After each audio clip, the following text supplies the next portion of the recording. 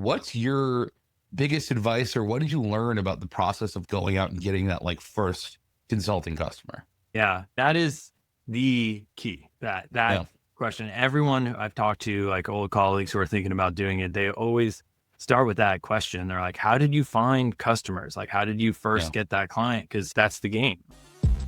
This is the Built Happily podcast, where we dive into building apps, companies, and relationships in the HubSpot ecosystem. As HubSpot grows, so does the opportunity, and we put you in the room with the people making it all happen.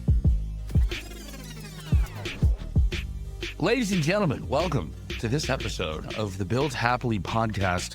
I am joined by my co-host, Dax, and our friend, Andrew, from Growth Operations. Andrew, how you doing, man? Doing well. Thanks for having me. How well are you doing right now? We need some wellness. I'm feeling like I need a point scale with a decimal point system on how well. I'm going to give you 9 out of 10, but we can go like 9.2 out of 10. I'm feeling real good. 9.2 is good. Yeah, that's great, man. I'm happy to hear it. Funny, just real quick, me and Andrew have some history that we knew about because we experienced it together. But then when we were actually talking a little bit before we got the podcast set up, we found that we share even more in common that we had never known. So me and Andrew both worked at HubSpot together. Andrew, you were inbound consultant, technical, you were on the Premier team. What were you doing there again? Yeah, so I would work with folks like yourself during that start of onboarding, but then we continue to work with customers after they were done with onboarding, like a continued service for as long as they wanted to have extra help with HubSpot.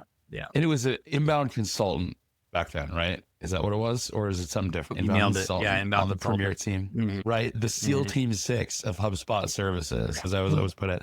So me and Andrew had lots of interactions back then. I was a implementation specialist. He was doing some super high level inbound consulting. It'd be funny if they're called loop consultants now. That would be hilarious. Anyway, we're not going to dwell on that. But when we were talking last time, Dax, you're not going to believe it. Me and Andrew knew each other for what, 3-ish years? Overlap at HubSpot. We never found out that we grew up in the same town. Like, his dude's from Beverly. Very close. Yeah, like, grew up in Beverly. And it was like, but you ended up going to a different high school, right? Wasn't that what it was? You didn't go to Beverly High? Exactly. Where did you go to middle school? Sure. Okay. So I was at Briscoe, right? Yeah. So we never crossed paths in Beverly, which is insane to me. But yeah, dude, not at Dunkin' I can't Donuts believe or nothing. No, take it to Dunkin' Donuts. Didn't even meet up there. In all likelihood, we probably passed each other a billion times and didn't even realize it. Same right? Walmart.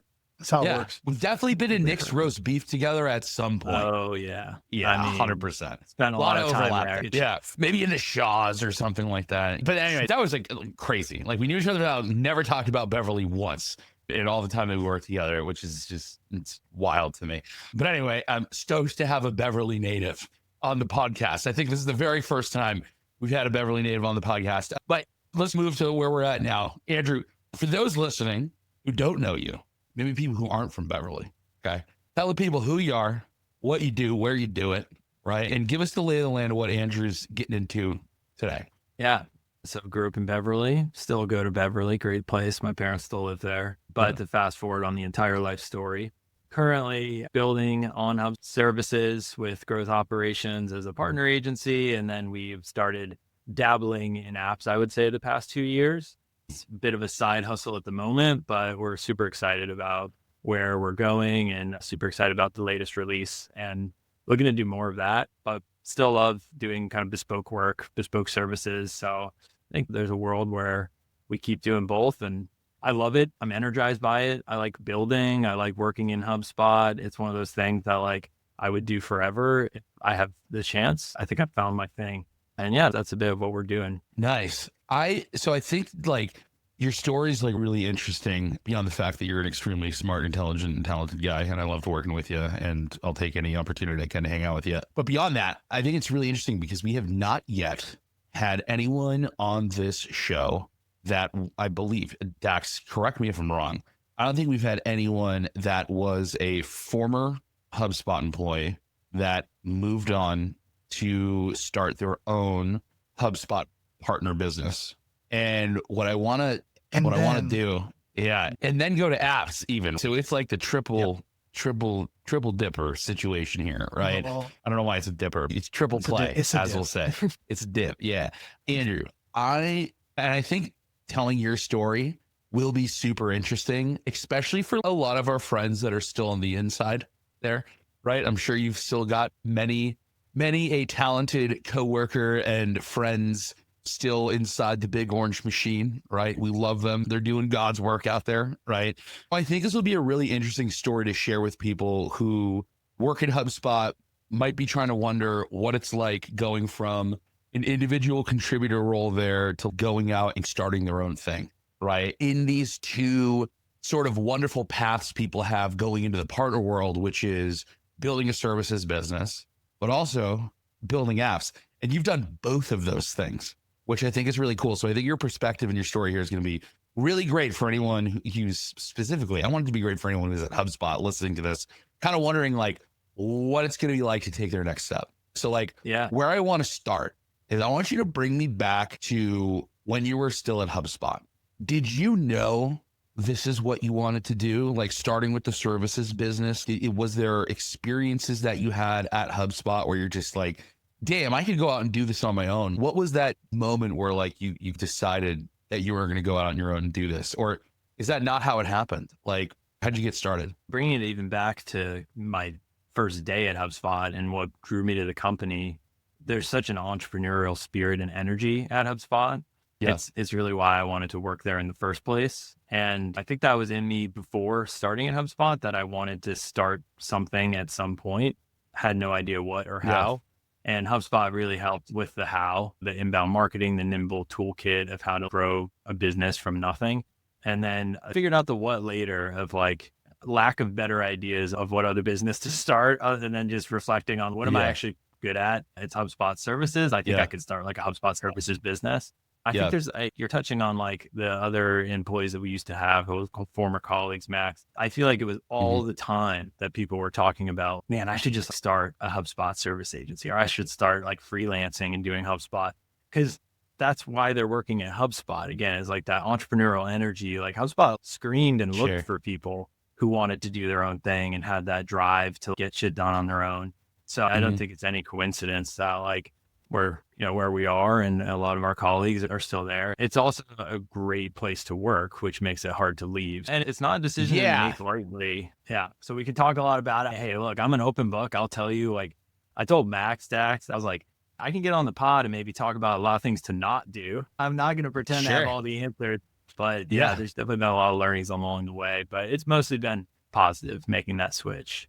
The idea of pulling Max away from HubSpot, or pulling anyone that's talented, that really understands HubSpot and is in the inside, I can only imagine the gravity the Big Orange has, because of it's a great place to work. Everybody understands that there's a true culture, right? If you drink the Kool-Aid, and the Kool-Aid isn't that, to really have and have a piece of it to really step away from that is a testament to the growth that happens when you work there. Like you actually learn like true skills enough to go hunt on your own, and be also maybe it being a really tough thing. Max, you had a video, you were on literally the CPAP, almost AKA the defibrillator, to like thinking about what you were going to do, like this new news that happened. It's crazy. That's almost been it's been more than a couple of years now, but I definitely understand once you get get that itch though, right? There's always that itch of, I like to create. As I always tell people, we are all reflections of the creator, and we're supposed to create. And if we're not creating, then we're not living. We're actually just kind of like drudging along, like doing stuff. But when you have like ideas and you see them in action, that's the moment. That's where tears come out. So I know, like, especially if you're building apps and you see an idea and then someone's using it or even giving you money for it, like that changes everything. Yeah. And Andrew, I forgot when we were talking, I'm not sure if I got super deep into it because I wanted to get into it like in the podcast episode, but like when you went out and started growth operations, was it you were leaving HubSpot intentionally to go do this, or did you leave HubSpot for other reasons and then this happened? And give us like the timeline and what led to what. Yeah. And I'll just say, Dax, that definitely spoke to me for sure. You need to be building. I don't know. I thought it's interesting to hear you say that. So like, that's like a core part of the human condition, that like you need to be creating and building. Because I wasn't sure if that was just the entrepreneurial itch, but I think you're right. I think you need like that purpose, that whatever you're building too, right? We're obviously building on the HubSpot marketplace, but good place to build. Max, about HubSpot and the plan to start growth operations. It was a few years in the making. It was like 2019. Yeah. It was like, I think I'm ready. I'm ready to make this jump. I know what I want to do. It was right around the time that HubSpot really started like talking about operations and RevOps, and Ops Hub came out and all that.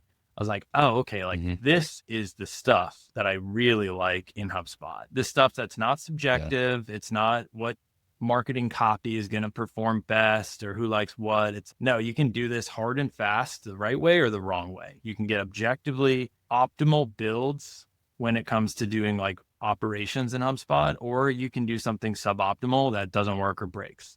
So I really like that when I was a consultant at HubSpot, helping people construct those systems. And so I knew how to start growth operations, and that was like, yeah, it's 99 out of 100 are like, this is the most boring stuff with HubSpot. And I'm like, I live for this. I love it. Yeah, I also do like crosswords on the weekends, and that's, I can't help it. Chess puzzles every morning. Wait. I get it. My dad's a big crossword puzzle guy. Yeah, totally. So you were planning this. So this was the plan, and you were building this for a while. 2019, we're going way back. Like that almost feels like 10 years ago. It wasn't. Yeah. So was it, did you go out and start this like when COVID hit, or? That was the thing. I was like on the doorstep, and then COVID hit, and it was like, wait, HubSpot was already a pretty comfortable place to be, and now the world is really scary. And it was like, I'm not going anywhere. There's so much unknown, not starting a company right now. So that delayed things. And then I basically came up on my 5-year sabbatical at HubSpot. Awesome perk to be able to take a month off. And because of the partier that I am, I spent the month basically like laying the groundwork for growth operations, getting the systems in place, like starting to create pitch decks. Yeah, it was killer. People travel the world and find themselves. And I was like locked in my room with like dim lighting. You worked. And like, yeah.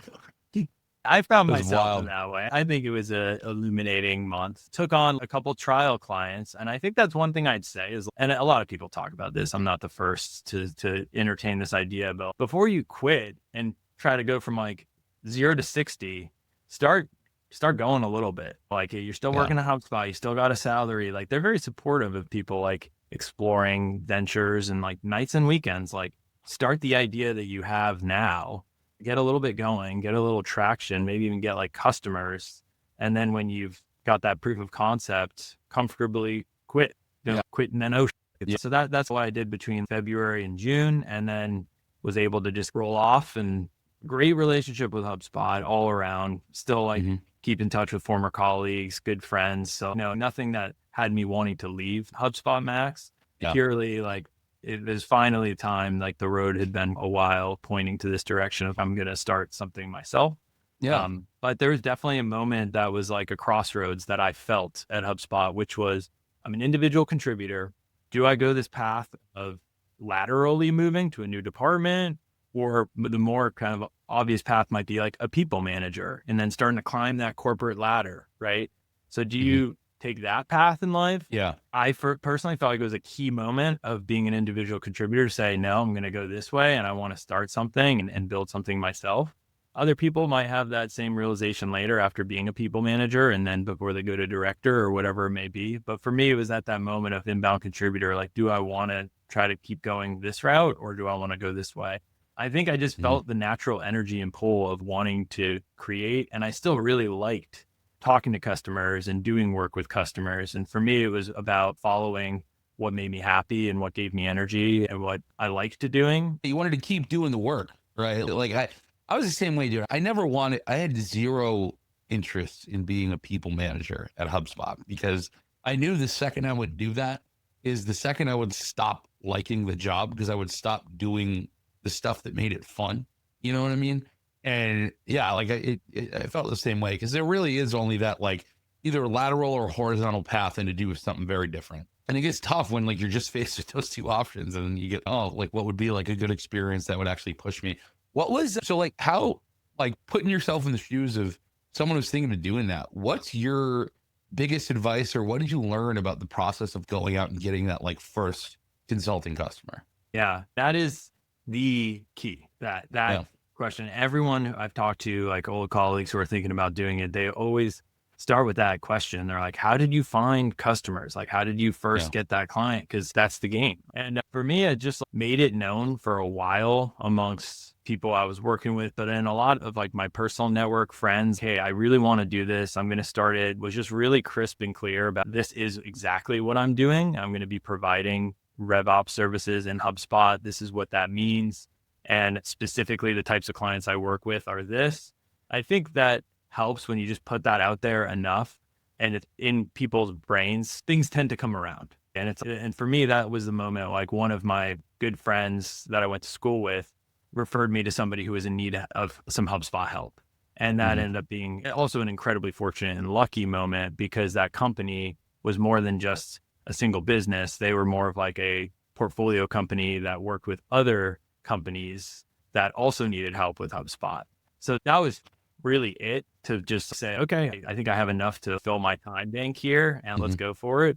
And not everyone that was lucky. I reflect back on that and be like, wow, that was like an incredibly fortunate introduction. At the same time, everyone has a network. Everyone has friends and family. Like you really just need to put yourself out there too. I think people when they're building are scared, reserved. They're like doing it in private. They don't want to tell people about their dreams because what if they don't execute and realize them or they fail or something? So if like you're really passionate about taking some sort of next step and you know what you want that next step to be, I think you got to start like just being like, yeah, I'm going to do this. I'm going to do this and tell people and ask for favors. Do you know anyone who might benefit from HubSpot services from myself? Ask for the business. Yeah, absolutely. People got to realize not everyone can go out and afford like a massive agency. That's the thing. There is this like huge untapped pool of folks who need help with HubSpot, but don't have established partner agency budget and just need a guy or just need a gal or just need a whoever to come in and help them with some stuff. Like even just today, my wife hit me up and she's like, hey, just so you know, my coworker's husband's having a hell of a time with HubSpot. So if you see a LinkedIn connection, that's him. And I'm like, oh, fuck, I don't have time to deal with this. But like, and the need for it is out there, right? And sometimes you just have to like put yourself out there very aggressively and lean on your network. And if you're in the HubSpot sphere somehow, that network is right there within reach, right? There's plenty of your colleagues at HubSpot that have customers that have gone, I don't have budget for a big ass partner that wants like a huge retainer. Like they just need a guy. I can't tell you how many like awkward conversations I've had with people where they're just like, hey, do you know a good like HubSpot person? And I'm like, I know HubSpot partner agencies. And it's in those, like all the time that is like way out of the question for what someone needs, right? And so there is this huge need for people like getting started trying to make a name for themselves, right? We're seeing it with the rise of Profoundly, and that they're tapping into that whole market and that whole very real fact that demand exists. And there's people that like want to fill those gaps and be that thing that aren't necessarily at a partner agency, right? And it's there, but the demand like you said, you got to put yourself out there. You got to go grab it, right? Yeah. What's crazy is like with this path is always the exact same illuminated path. And I think as we talk to people, we constantly see that this HubSpot ecosystem, there's so many nooks, so many crannies. We're just rolling off of inbound 25 and there's 97 more buttons to click, right? There's so many more things that you could do and people need to understand and don't know. So if you're one book ahead, if you've done the research, you have the experience, you got the track record, you see it since it was marketing, probably just like a marketing tool, right? When you're able to build all of that, you have the skills that can save someone time and they will exchange money, energy for that saving of time so that I don't have to do this to have other things to do. And we always see that once you do that and you are putting yourself out there, even my first service, like consulting client was a friend of a friend that needed some SEO stuff like in 2008, like back in the day, right? It's always going to be a network effect of, I know this. Do you know anybody that needs it? If you do, I'm right here. And then all of a sudden, like you've probably found out, Andrew, it starts to roll downhill and you have problems, which is the good problem to have. You're like, I only have 2 thumbs. Now I got to get a couple thumbs. Now I'm going to make sure that there's enough stuff coming in so that I can fill up 4 thumbs. And then you get to 6 and then you end up with hapily. So it ends up being a big thing, especially when you do this thing, just to segue into what you're building. Once you start playing around with HubSpot so much, and Max, I always poke Connor, I'm like, dude, we were thinking about coming out with Associate, but I didn't use HubSpot enough to know that was like a thing. Once you start to really use HubSpot, you're like, oh, wow, like here's a gap. I have to build something. I want to productize this service because it's the same thing that everyone needs. I'd like to click a button or even click no buttons, and then they have my thing. Yeah. That seems like that's the route that, Andrew, you fall into, where it's, okay, I know HubSpot. You know it really well. You've worked with it. You know it from the inside out, literally. And now you've seen some consistent problems, and that has led you to start playing around with the ecosystem and app in the app marketplace. So tell us about that transition of how I have an idea.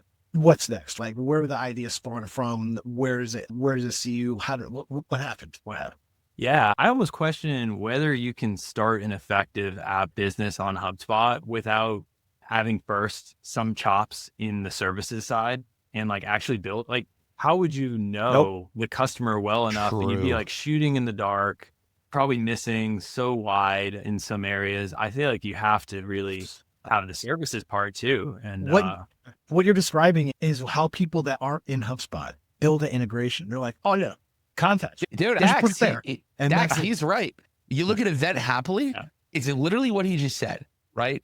You guys tried to do inbound at Hey8 or whatever a while ago, right? To deliver the service, to deliver the web experience from inbound. And you're like, man, this sucks. This is really hard. Didn't know it was this bad. And that's where Event Happily 1.0 came from. And then everything we've been doing since then, like after I came on and wrapped my head around what it was, it's all informed by my trauma as an implementation specialist. And it's, I wouldn't have these like wildly, like you and Connor and Ryan wonder why I'm like steadfast on like why we need these specific features, and I become such a pain in the ass about it.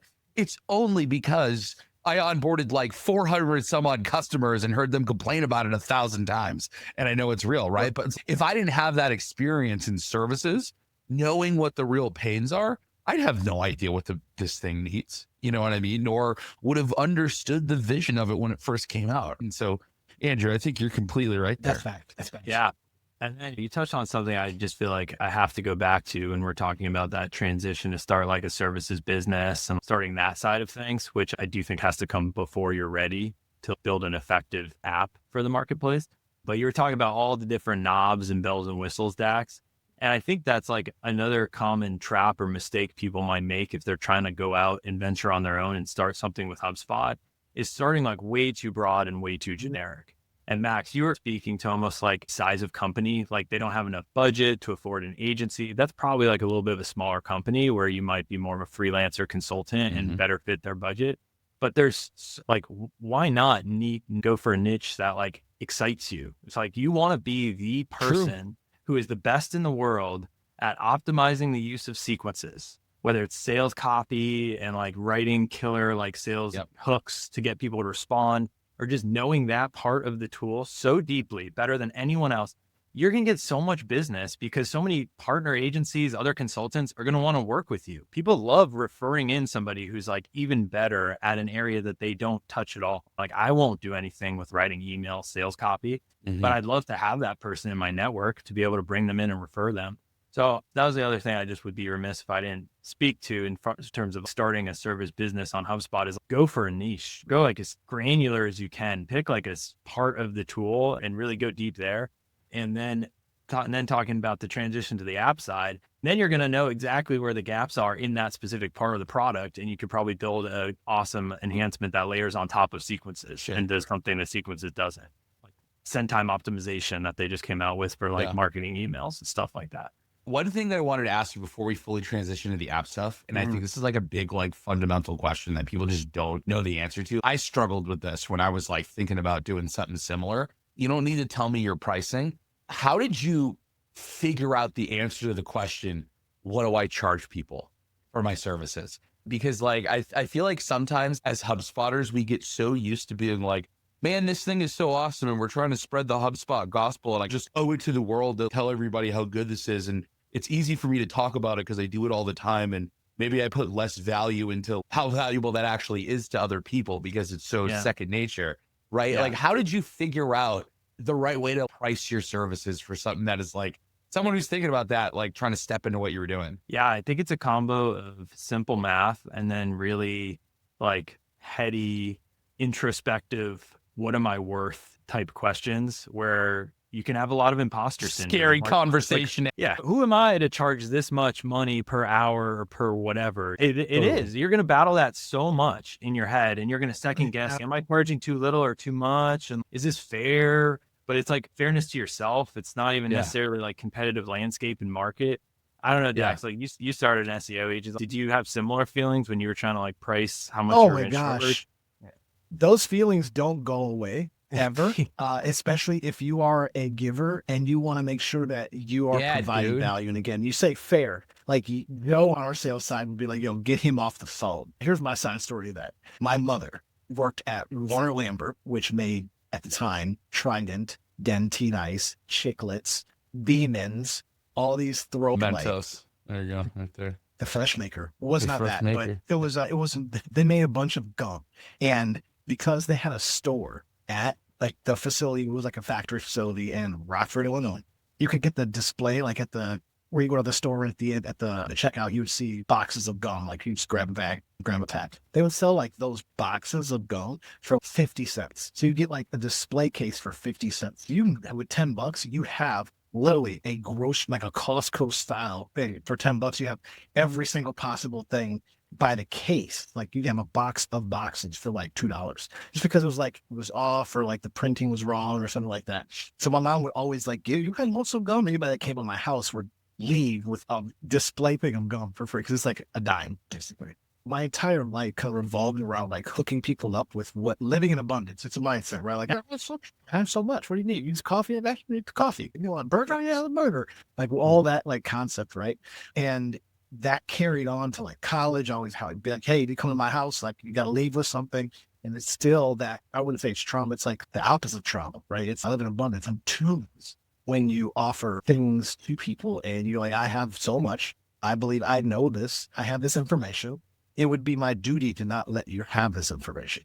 And switches it up when it comes to a business sense where you have to charge people. You have to be like, I need to keep this light on and this internet working and these kids fed. So I have to have this exchange for energy, and the mindset that you have to go through to change that to find out how much it's worth. Like when I first started off, it was charging. Even today, literally, then Hapily does all this. You're not charging those now. To this day, people are like, the value exceeds. I don't think that's a bad thing. I want people to... He said, oh, that's nothing. And I'm like, yeah, even that's nothing. You're like, oh, man. Yeah. But you always, as a service provider, you always have to see what is your time. And I always look at the extreme people, like the Grant Cardones of the world, like the really extreme salespeople. And they were like, look, you're taking me away from my kids. You're taking me away from a house. You're taking me away from things that really matter. I'm not on a plane. I have to be in front of you. I have to get on a plane to go in front of you. How much is that worth? It's always worth infinity, because I can never get that time back. And once you find that happy medium of what is your time worth, double it and then put it out there. That's where I end up. I think this is fair. Okay, cool. Then double that and put it out there, and people will say yes, and then you live up to that. As long as you over deliver and continue to be a resource to people. Because it's all about the relationship when you're doing service. Services is about relationships you have. And everything is about relationships. Like that. It's about relationships. Do I trust this person with this part of my business that I can look away and do something else? And I know that they care. Because if they don't care, they cared about like a check and then they left, that's not an issue. So again, the mindset of living in abundance, whether it be an abundance of resources or an abundance of knowledge, you got to charge for that. And then once you figure out a number, double it. And then if you don't have people coming to you with that doubled price, that doubled value of what you internally feel is fair, and then doubling that, then either don't lower the price, increase the value of to match that. Because now it's on you and not them. Because once you turn back and go back half, it goes back to them. And now it's a race to the value. You need to be a race to more value. And that value commands more dollars, bartering. Yeah. Yeah, a few things in there that I'd want to react to. One is, once you know your time value, your work, really time value, I wouldn't say your worth. There's so much wrapped up in that, but like how much an hour of your time you could charge for. You really look at the world differently too. It's, man, like I guess I could do this thing myself, but now maybe I should pay somebody else to do it because like it's below that price. Oh, you threshold, nailed it. Right? Yeah. I think experience for anyone. Yeah. So that for sure. And then to like double it's such a good advice, because whoever you are, wherever you are, like you're probably going to undercharge what you could be charging or need to charge without realizing it. And that's where I was saying, Max, you were asking earlier, how'd you come up with that pricing and packaging? I was saying like part of it's like simple math. So if you're out there and you're a salaried employee, take your annual salary, all in compensation, and divide it by 2,000. That is the number of working hours in a given year. Now you have your hourly rate that you're currently making. And people, that's like the first leap a lot of people never make. They're just like always on an annual salary, bonus structure, all this stuff that makes it complicated, but it's pretty simple. Now you just do that, divide by 2,000, and that's how much you're currently making on an hourly basis. But you do need to charge a premium if you're going to give somebody an hour of your time and they're not committing to you in full for a year plus all benefits and all things. So I think for that reason, you need to charge a premium. But that helped me realize, all right, to start, I just want to be able to like still live the life I currently have, of not have to sacrifice so much in making this transition from a full-time employee to working on my own. So it was helpful to get a sense of where I'm at right now. And then if I was pricing and packaging and all that, like what would I need? How many clients would I need? And how much would I need to charge them to break even with where I was at and then get a little bit ahead? I think that was helpful just to put some stakes in the ground for where I wanted to be. And then, yeah, Dax, I think you hit it earlier. Put a price out there. If people are like telling you no too much, I think that's really wise words to like try not to just negotiate yourself down in price, but find a way of offering more value. I think the thing that I learned is I would come out with a certain price. And if two people, on the flip side, if too many people were saying yes without any negotiation, any questioning, they're just like, oh, that's the price? Sure. I'm like, maybe I got to raise this a little bit. And then when I started getting some raised eyebrows and started having some people walk away and ghost me, but then other people still say yes, it's okay. I think I'm finding what I can reasonably charge. And that's not speaking to the other side of trying to deliver more value necessarily, but that's another way to look at it. If you're getting too many yeses, you might not be charging enough. You probably charge more if everyone's telling you yes. Same with the last piece before we talk about apps is when you're stuck on this hourly rate, right? How much does brain surgery cost per hour? You're not paying for the hour. They can remove a brain tumor in maybe like 30 minutes. They like boom, or cataract surgery, or with the rate. What's the LASIK? Thank you. LASIK. That's like mega quick. But what does that cost? What's the value of that like 10-minute procedure? It's like, I can see clearly now the rain is gone. So you don't want to get too stuck on hours, but hours is the unit of measure in which is perceived on the other end, right? If a plumber comes, my toilet's flooding like right now, they come in, they're just like, click, that'll be $300. And you're like, man, I didn't know where to click. You pay for them knowing where to click. You pay for a doctor's bills and like all the people that they didn't kill. Right. So when you do have that, like when you come into someone's HubSpot and they're like, I have a workflow going, why? I do not know what's going on. I can't even click the button. You're just like, oh, why don't you just turn it off? They're like, oh, well, you're not paying for the time. You're paying for the experience. And that's another like the outcome to measure when you really, you're paying for the outcome. Really, the outcome in a consistent experience that wasn't painful to deal with you. Those are all the things. Like think about all the times of people within the services business in your hall where you'd be like, I would pay way more if I didn't have to deal with hassle. Easy. Because once you're like, oh, I got the cheap one, but it was like a hassle. I had to follow up and they'd come back and I had to call twice. You're like, dude, I would have just gave you an extra 10, 20, 30% or the competitor, right? That's where people start to nickel and dime themselves of, I cheapened myself because I got what I paid for. So it's a constant reevaluation of what you're doing on the services side to understand how much to charge for. Now, Andrew, I'm gonna pull us, because I took us out of the app conversation and bring us back into it. Tell the people about the apps you've built, because you got a couple, right? At least a few, I think. Tell us what they are, and then give us the story of getting that first one out the door and like what it took to get there. Yeah. It's a moment where we can talk about events on HubSpot, because it was the first one that we launched was marketing event management. And that's right. Yes. Yeah. So helping people utilize the marketing event out of the box object, which doesn't have a lot of automation around it. You can't set registration status. People want to report on ROI of marketing events. And if they're looking to use that was our first app. We just put something out there where it just plugs into the workflows tool. And that was our first one. We built it for a client. And I do have a technical counterpart, so it's not just me. I don't know a lick of code. So that is not me. I'm more on the like create the app listing pages, the go-to-market side of things. But that was the first one we did. And it was one of those moments of, oh, we could build this for this specific customer, or we could release it as an app on the marketplace that's more public that other people could install. What made you choose that one? Is it because you had this one customer, or is this something you saw like a lot, or like? Oh, absolutely. Yeah, good point, Max. It's definitely, like we talked about, all those years of services experience and being able to identify what is a major gap or major problem or major opportunity in the HubSpot world. So that experience led us to, okay, this is more than just something that this specific client might want. And I think that's a hard radar to have tuned until you have a lot of time building in HubSpot. And okay, this is a bespoke thing that they just need versus this is something that thousands could benefit from. So that led us to the moment of, yes, this definitely could be something that other people want.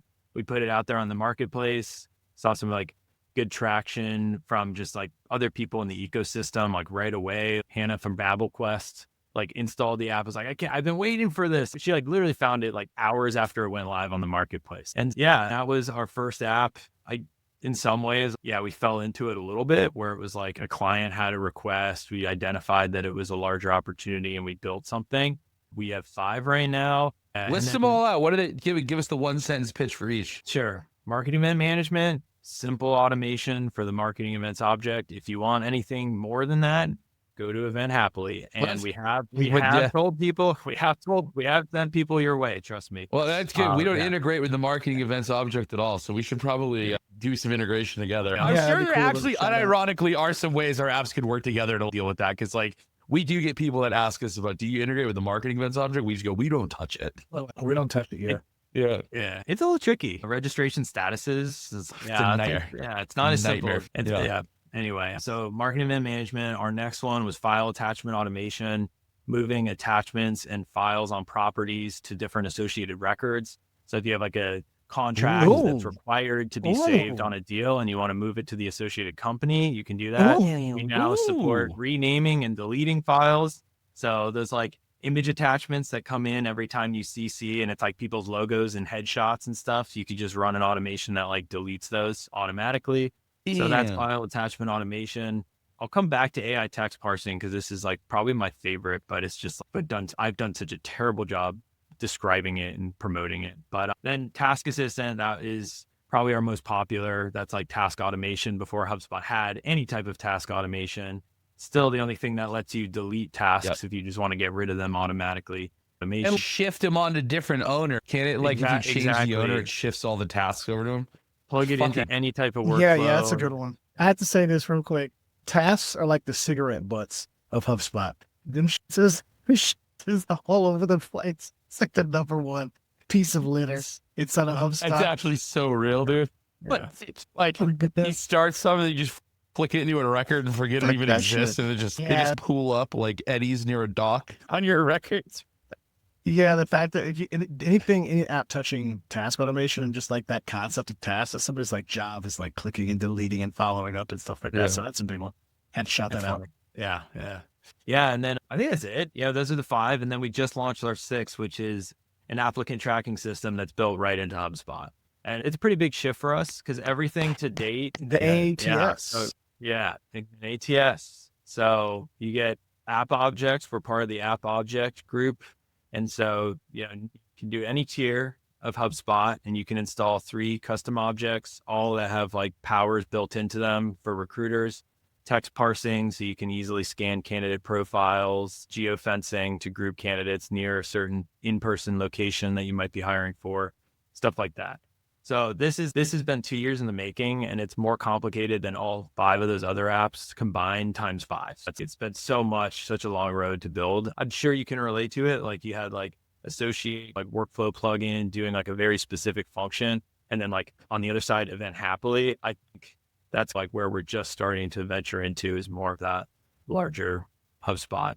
I think there's a difference between an app, little appy app built on HubSpot, and then a product fully built on HubSpot. And that's what the ATS sounds like to me, right? Is that like you are really methodical around the data storage and how everything is structured. And then you've got a bunch of features sitting behind it and all that kind of stuff.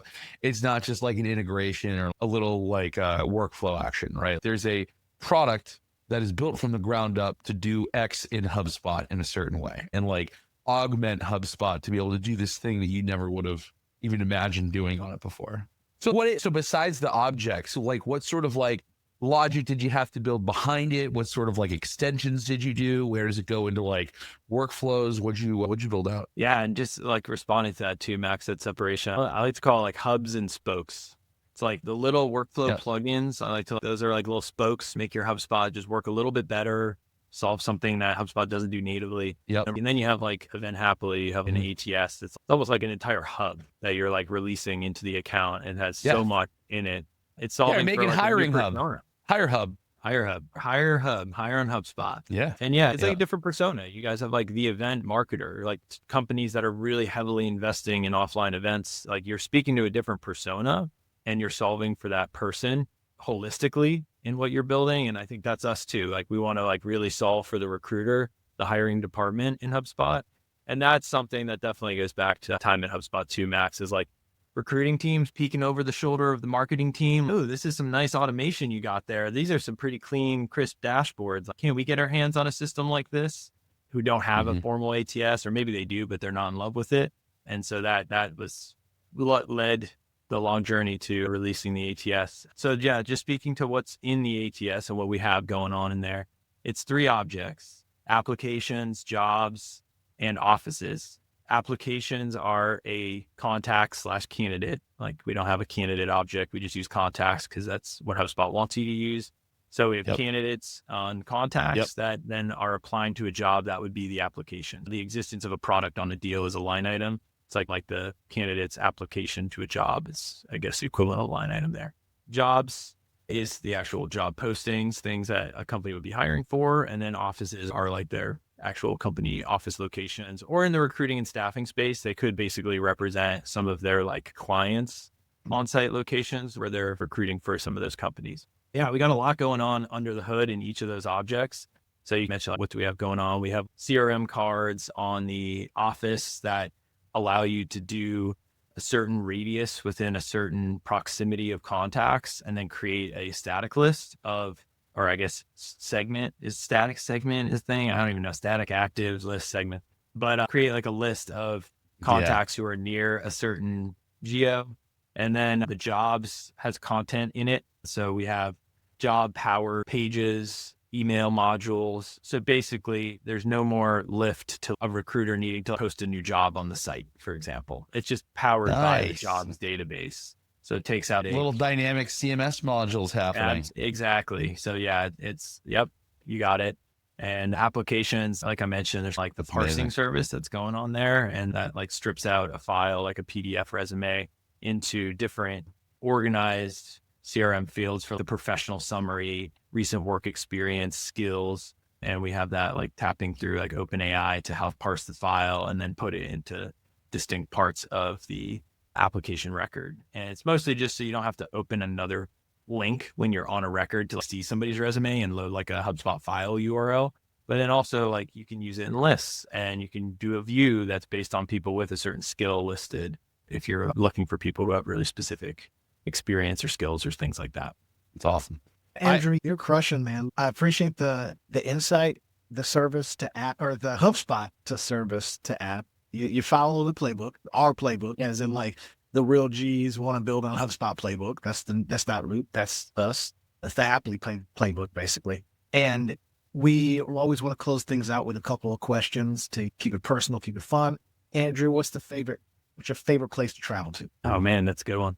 I would say at this time in my life, it's become Long Beach Island in New Jersey. That's where my wife has gone since she was a kid. And now that we have a 2-year-old daughter, and just like watching her walk through the same footsteps that my wife walked when she was a kid, it's really special. It's really, and she just loves it. And watching your kid like light up and just have the best time it's like what I live for at this point. So my favorite place is now her favorite place. Yeah. Long Beach Island in New Jersey. Jersey Shore, shout out. Yeah, favorite spot. Big one, favorite animal.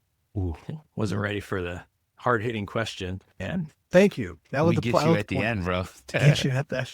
Oh man, I mean, like a dog. It seems like such a basic answer to say a dog, but man, I love my dog. Dude, that's fine. That's a perfectly fine answer. Perfectly fine answer. Yeah. His animal and your favorite, so it wins. So Last question before we sign it off is going to be your favorite article of clothing. Oh, dang. I've always been all about comfort. I have one pair of sweatpants in particular that are incredibly comfortable, and that's probably my favorite thing. Probably one of the biggest benefits of I working. knew it was going to be feel you. sweatpants. Everybody's got a pair of I sweatpants. got that same one. I know exactly what you're talking about. That's the thing. So Amazing. I appreciate it. Andrew, thanks for coming on the Build Happily podcast, and we'll catch you in the app marketplace. Thank you. Thanks for having me again. Thank you, Andrew.